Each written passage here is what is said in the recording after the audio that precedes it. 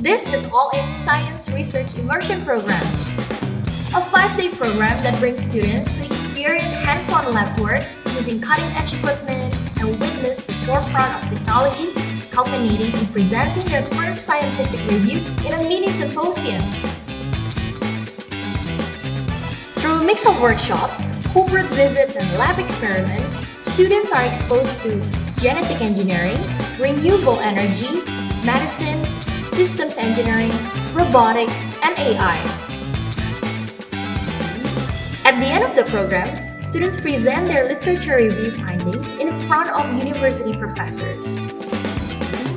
Through this program, students will be able to develop a scientific mindset and research skills, get ready for independent research work, and connect with industry professionals and like-minded peers, and build networks and friendships globally.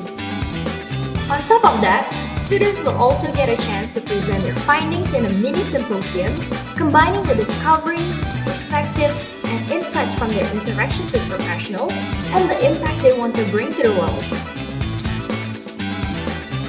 This is what All In aims for every student: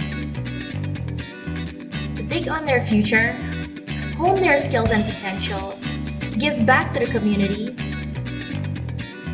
and aspire, learn, and lead others.